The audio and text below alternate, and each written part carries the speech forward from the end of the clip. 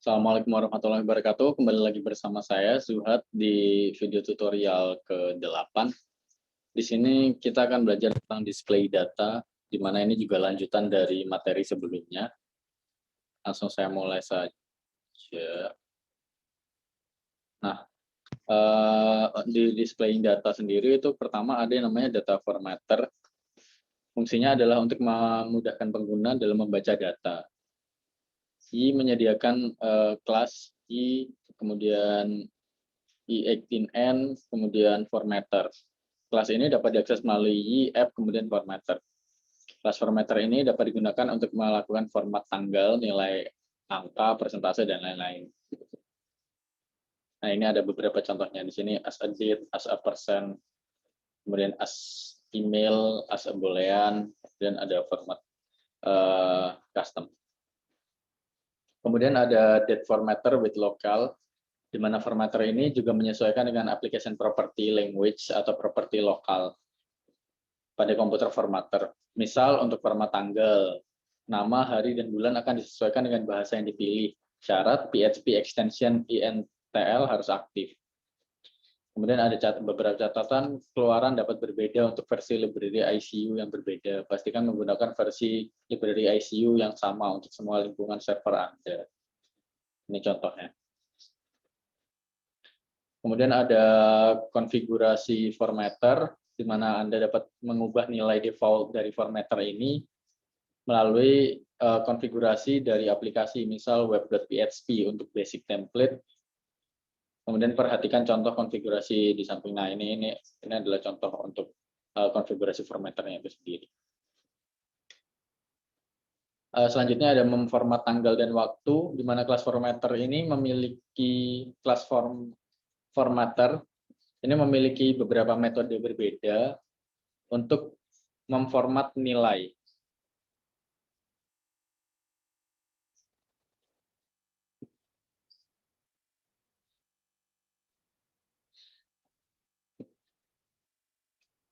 Tanggal dan waktu. Nah, contohnya adalah seperti ini, kurang lebihnya.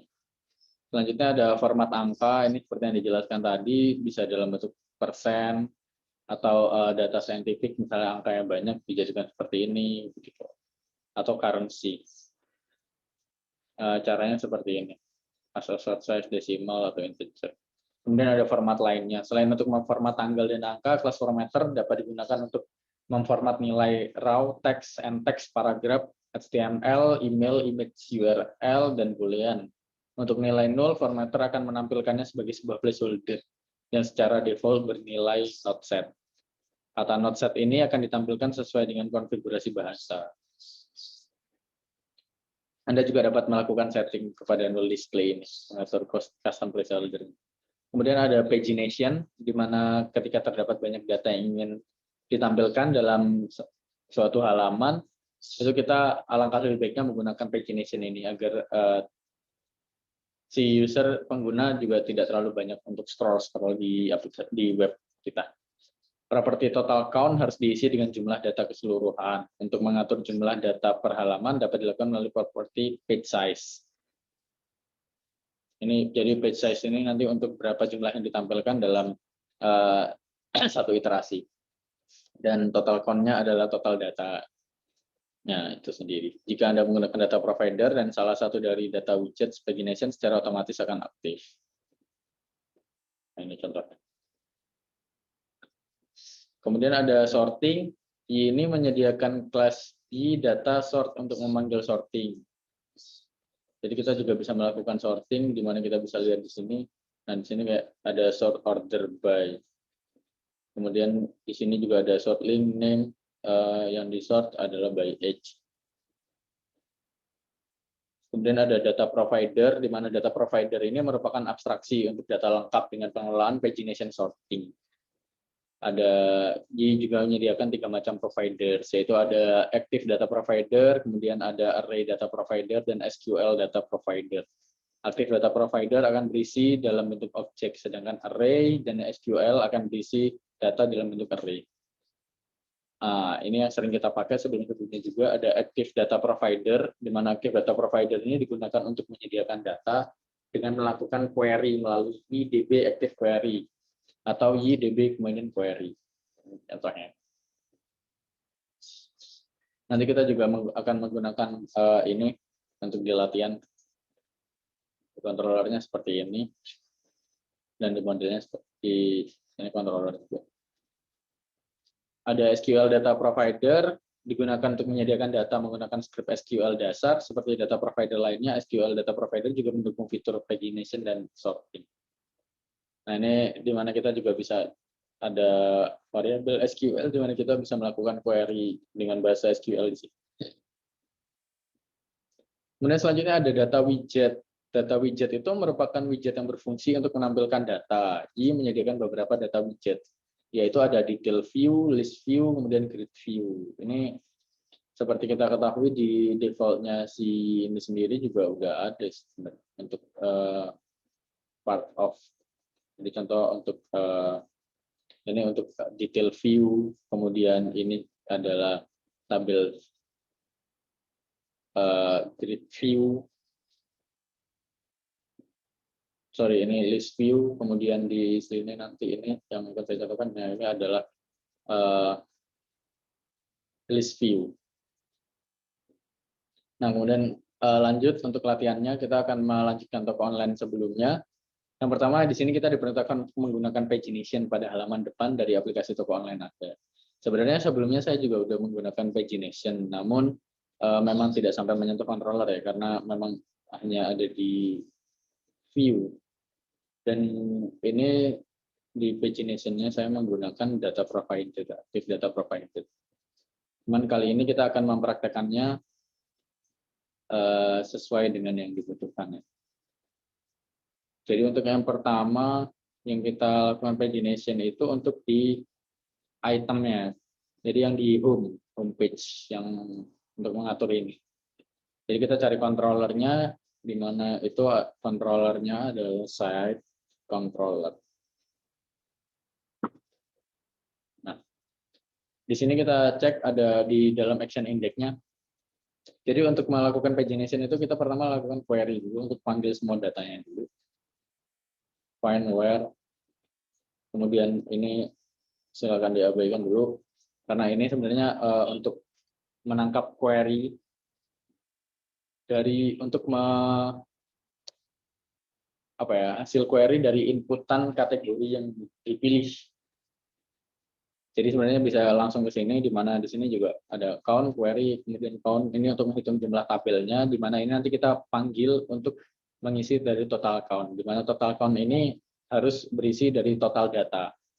Makanya di sini query-nya adalah bentuknya ini select bintang form model item, berarti item, tabel item, kemudian count, count tabel item. Jadi yang dihasilkan adalah berapa jumlah baris yang ada di dalam tabel item. Maka diinputkan ke dalam total count, jadi jumlah total. Kemudian default page size ini kita bebas mau inputkan berapa. Ini akan berisi jumlah data dalam satu iterasinya. Jadi 3 berarti dia datanya akan 3 terus. Nah, kemudian setelah itu kita panggil datanya dengan cara model, query, kemudian offset.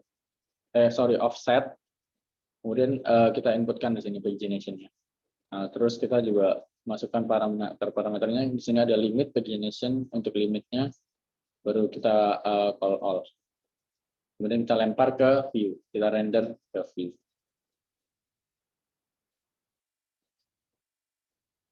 Untuk di view-nya jadinya akan seperti ini. Kita butuh panggil namanya itu link pager, seperti yang tadi juga sempat saya jelaskan tentang link pager.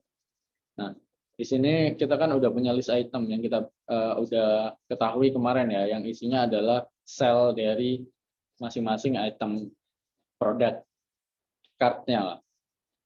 Nah, itu yang akan kita looping yang di sini. Nah, kita panggil aja nih. Kita sederhana tinggal kita looping, kita for each, kemudian panggil modelnya yang tadi. Model, kemudian kita loop sejumlah modelnya. Jadi kita panggil list item dengan inputan input parameter sejumlah datanya. Nah, di sini menariknya datanya itu karena udah di controller tadi udah kita set, dia akan dimunculkan sebanyak 3 data. Jadi ini akan di looping sebanyak 3. Kemudian ininya juga berarti parameter 1, 2, 3 gitu sih. Nah, selanjutnya adalah ini untuk menampilkan button pagination ya, paginate. Jadi kita tinggal panggil link pager, kemudian widget pagination. Maka hasilnya akan seperti ini. Jadi ini akan muncul untuk pagination. Kita ganti page 2 dan ada page 3 ini untuk semua produk. Begitu untuk pagination, teman-teman.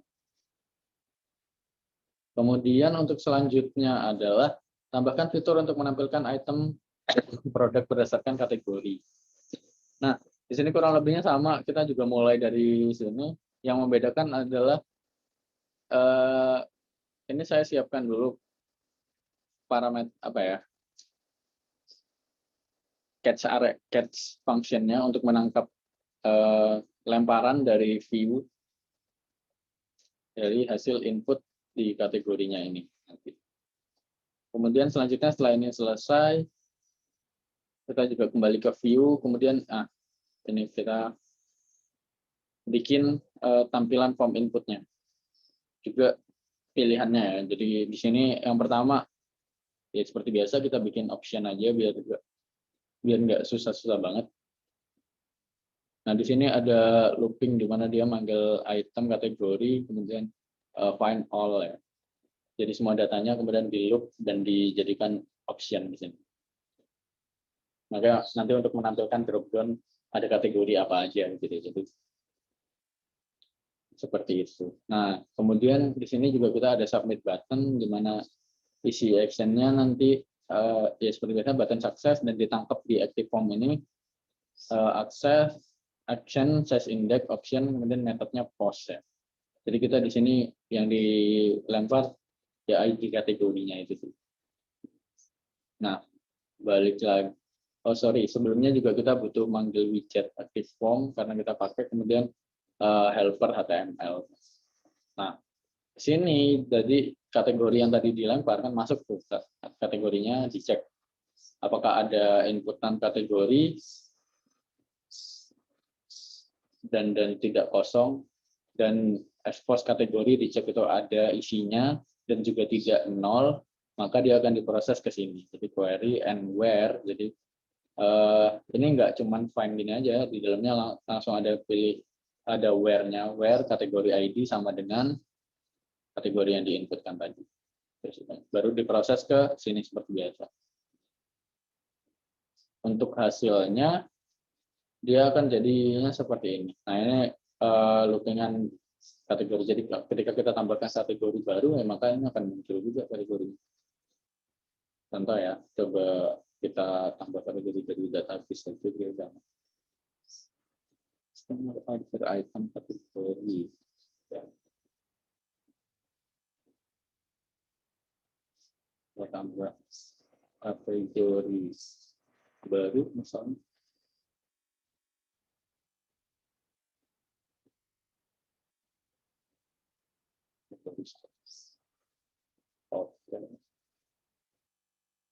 Nah, udah muncul nih ada kategori baru. Maka harusnya dia muncul di sini sih. Nah, ini kategori baru. Karena ini loopingan. Di sini untuk memastikan ini berjalan, kita cek kategori baru kan pasti dia nggak ada isinya. Nah, dia akan kosong. Pagination-nya juga dia akan muncul sesuai jumlahnya. Kemudian kita pilih casing. Oh, ternyata ini adalah beberapa produk yang termasuk kategori casing. Nah, ini kebetulan karena produknya cuma 3 dan di mana pagination kita juga tadi limitnya 3, maka paginate button-nya juga dia nggak muncul controllernya teman-teman. Dan kita balik ke aksesoris. Jadi kita produk yang masuk kategori aksesoris. Nah, ini ada 2. Itu sih. Oke. Tugasnya juga udah selesai semua. Kurang lebihnya penjelasannya seperti itu. Sisanya teman-teman bisa lanjut baca sendiri tentang ini, meskipun rada susah memang cari tutorial ini. Semoga ini bisa membantu sih buat teman-teman. Terima kasih udah mau dengerin. Kurang lebihnya saya mohon maaf. Assalamualaikum warahmatullahi wabarakatuh.